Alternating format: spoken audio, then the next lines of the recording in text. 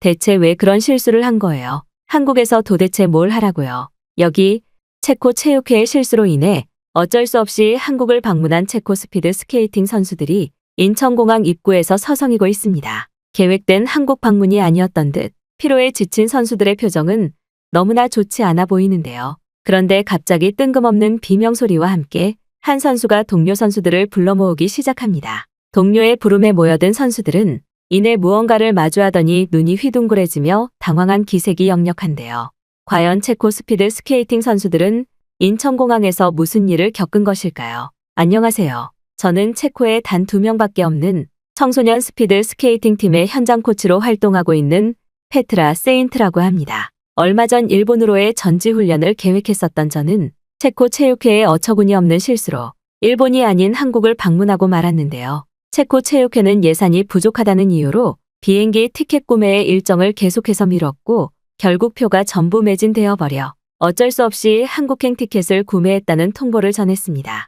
일본에서의 여행과 훈련을 기대했던 청소년 선수들은 굉장한 무력감에 빠졌고 저는 어쩔 수 없이 선수들을 설득해 비행기 표가 아까우니 한국을 가보기라도 해보자는 제안을 했는데요. 하지만 저는 그때까지도 이번 우연한 한국행이 저희 팀 전체의 운명을 바꾸게 될 것이라고는 전혀 생각하지 못했습니다. 약 2주 뒤 저는 선수들과 함께 한국에 도착했고 새벽 시간에 도착한 피로감 때문에 일단은 공항 근처의 게스트하우스에서 잠을 자고 다음날 일정을 계획하기로 했는데요.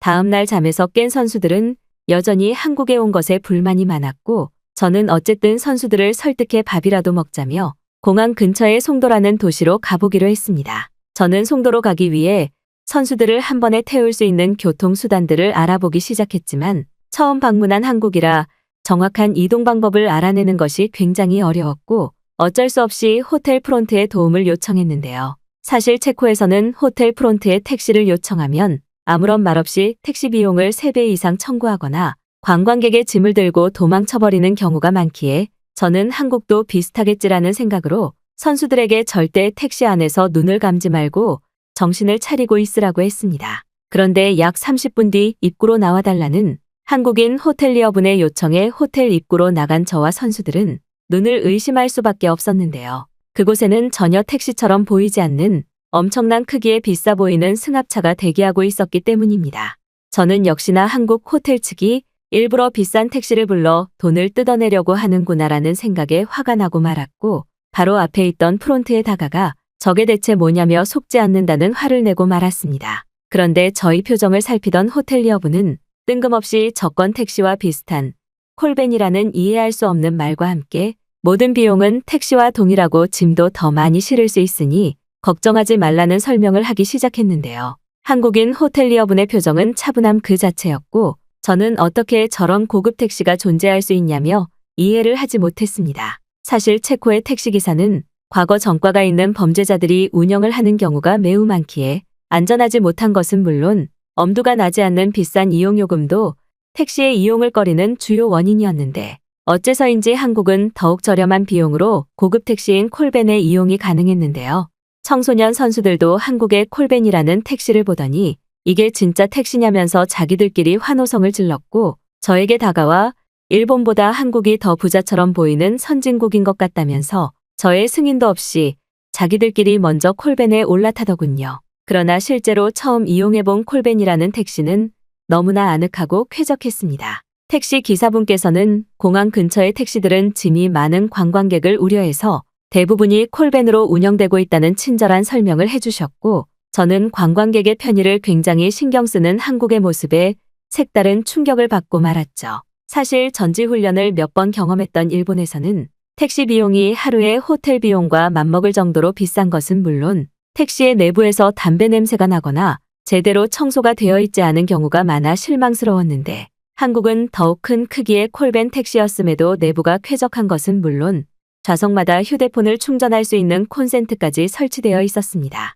아시아에서는 그래도 일본이 선진국이라고 알고 있던 저는 택시 내부가 마치 영화관처럼 구성되어 있는 한국의 콜벤 택시에 큰 충격을 받았고 심지어 일본보다 비용이 더욱 저렴하다는 사실은 한국이 얼마나 돈이 많은 나라이길래 이게 가능할까라는 생각이 들 정도였죠. 그런데 콜벤을 타고 이동하던 중 저는 창문 밖으로 보이는 한국의 도시 풍경에 기겁하고 말았는데요. 사실 일본에서는 중심 도시인 도쿄를 제외하고는 도시 전체가 대부분 너무나 낙후되어 있고 낡아 있다는 느낌을 많이 받았는데 어째서인지 송도라는 도시는 일본과는 비교도 되지 않을 정도로 크고 높은 건물들이 즐비했고 심지어 정말 영화에 나오는 것 같은 신기한 건물들도 꽤나 많이 보였습니다. 송도의 중심으로 이동할수록 선수들도 한국인들은 전부 저런 곳에 사는 거냐며 일본과는 너무 다른 데라며 똑같은 말을 반복했고 그건 저 또한 마찬가지의 생각이었죠. 그 후 콜벤 기사님에게 너무나 저렴한 비용을 지급하고 송도의 중심공원에 도착한 저와 선수들은 콜벤에서 내리자마자 눈앞에 펼쳐진 광경을 믿을 수가 없었는데요. 엄청나게 큰 강을 중심으로 양쪽에는 굉장히 비싸 보이는 건물들이 자리 잡고 있었고 심지어 강의 중심에는 구명조끼를 입은 한국인들이 여유롭게 수상 레포츠를 즐기고 있었기 때문입니다. 일반적으로 체코에서는 운동시설이 너무나 부족해서 고작 해봐야 도시에 있는 헬스장을 가는 것이 전부인데 놀랍게도 한국은 도심 한복판에서 수상 레포츠를 즐길 수 있을 정도로 도시가 발달되어 있었고 이는 미국에서도 보지 못한 엄청난 도시 인프라였죠. 거주지에서 10분 내로 백화점과 대형 쇼핑몰, 심지어는 수상 레포츠까지 이용이 가능했던 한국의 도시 인프라는 지금껏 일본에서의 불편한 전지훈련을 경험해왔던 저와 선수들에게는 엄청난 충격이었고 바로 그때부터 선수들도 이제 더는 한국행에 대한 불만을 드러내지 않았습니다. 그런데 선수들과 함께 담소를 나누며 도시를 구경하던 중 저는 굉장히 이상한 건물을 발견하게 되었는데요. 현대 아울렛이라고 적혀있던 그곳은 처음에는 이름만 보고 단순 쇼핑몰이라고 생각했는데 입구 건너편으로 보이는 모습은 전혀 쇼핑몰의 모습처럼 보이지 않았습니다. 입구 건너편의 통로에는 굉장히 비싼 명품 브랜드 매장들이 양쪽으로 밀집되어 운영되고 있었고 심지어 너무나 놀라웠던 사실은 쇼핑몰 중앙에 공원이 설치되어 있어 그 주변으로 한국인들이 커피를 마시며 노트북으로 업무를 하고 있었기 때문인데요. 마치 야외에 있는 백화점처럼 보이는 그곳에 저는 곧바로 선수들을 설득해 아울렛 내부로 들어가 보자고 했고 실제로 처음 경험한 한국의 야외 쇼핑몰은 충격 그 자체였습니다. 체코에서는 고작 해봐야 답답한 건물에 마트 시설과 쇼핑몰이 합쳐져 있는 것이 전부인데 한국의 야외 쇼핑몰은 수많은 사람들이 자유롭게 거리를 걸어다니며 쇼핑도 하고 야외에서 커피도 마시고 있었는데요. 특히 너무나 신기했던 것은 매장 내부와 외부 할 것 없이 아울렛 건물 전체가 상당히 쾌적하게 관리되고 있었다는 사실입니다. 심지어 쇼핑몰의 통로 한복판에는 외벽도 없이 자유롭게 물건을 파는 상점도 보였고 저는 저렇게 운영을 해도 아무도 물건을 훔쳐가지 않는다는 사실도 놀라웠는데요. 아무런 건물에 외벽 없이 그저 파라솔 하나로 다양한 옷과 신발을 팔고 있는 야외 가게 시스템은 만약 체코에서 운영을 했다면 길거리를 걸어 다니는 체코인들에게 5분도 되지 않아 모든 물품을 도난당했을 텐데 어째서인지 한국인들은 조용히 가게의 물건을 눈으로 구경만 할 뿐 그 누구도 훔쳐가지 않았습니다. 심지어 한 한국인은 물건을 손으로 집어들기까지 했지만 단순히 구경만 할 뿐 역시나 물건을 훔치지 않았고 그러한 모습에 저와 선수들은 체코와는 너무나 다른 한국인들의 시민의식이 이해가 되지 않을 정도였죠. 현재 체코에서는 마트를 무단으로 털어가는 집단 도둑들이 그룹을 이루고 활동하고 있을 정도로 사회적 문제가 심각한데 신기하게도 한국은 이러한 문제가 전혀 없는 듯 그저 쇼핑몰의 한국인들은 여유로운 표정으로 질서를 지키는 쇼핑을 하기 바빠 보였습니다. 체코는 물론 일본과는 비교도 되지 않을 정도로 상점들이 많았던 한국의 복합 쇼핑몰은 한국인들은 전부 부자인가라는 생각이 들 정도로 화려했고 결국 저 또한 한국에서의 쇼핑을 기념하기 위해 몇 가지 옷들을 구매하고 말았죠. 그런데 몇 시간 동안 선수들과 쇼핑몰을 돌아다니다 보니 굉장히 배가 고팠고 저는 선수들에게 밥을 먹으러 가자면서 아쉽지만 쇼핑몰을 나가자고 말했습니다. 그런데 바로 그때 저희 팀의 한 선수가 쇼핑몰 내부에 식당이 있는 걸 봤다면서 그곳으로 가자고 했고 저는 입구에 있던 카페는 봤었지만 야외 쇼핑몰에 식당까지 있다는 사실을 믿을 수가 없었는데요. 상식적으로 생각해봐도 사방이 개방되어 있는 곳에서 야외 식당을 운영한다면 그냥 밥을 먹고 도망치면 계산을 하지 않아도 되는 것이 현실이었고 저는 아무리 한국의 치안과 시민의식이 좋다고는 하지만 이러한 현실이 믿어지지가 않았습니다. 그런데 야외 식당을 봤다는 선수의 뒤를 따라 도착한 그곳은 정말로 믿지 못할 광경이 펼쳐지고 있었는데요.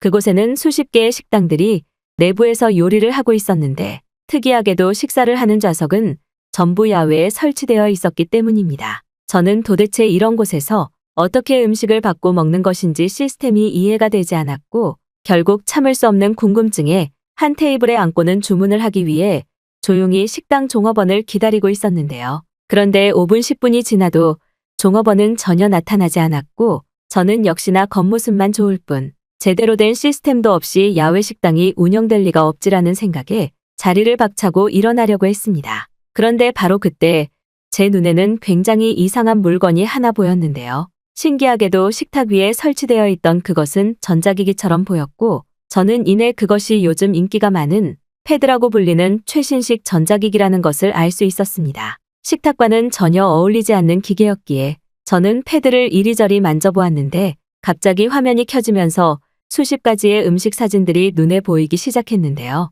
놀랍게도 한국은 종업원이 없이 모든 주문과 서비스 요청을 식탁 위에 고정되어 있던 패드로 진행하는 방식이었고 저는 살아생전 처음 보는 주문 시스템에 주문까지 무인 시스템으로 이루어져 있는 한국의 모습이 그저 신기하기만 했습니다. 평소 전자기기에 익숙했던 청소년 선수들도 식당에 이러한 기계가 있는 건 처음 본다면서 직접 주문을 해보자고 했고 놀랍게도 패드 내부에는 언어를 번역할 수 있는 옵션까지 있어서 저와 같은 외국인들도 주문하기가 굉장히 수월했는데요. 얼마 전 경험했었던 일본에서는 종업원이 오지 않아 무려 1시간이 넘게 기다린 뒤에 주문을 할 수 있었는데 한국은 이러한 불필요한 시간이 낭비되는 경우가 없었고 그저 자리에 앉아 패드로 주문을 하기만 하면 음식을 가져다주는 너무나 편한 시스템이었죠. 그런데 제가 더욱 신기했던 것은 그러한 고가의 패드를 그 누구도 분해해서 훔쳐가지 않았다는 사실입니다. 앞서 계속 느꼈던 것이지만 한국에서는 도둑이라는 존재 자체를 모르는 듯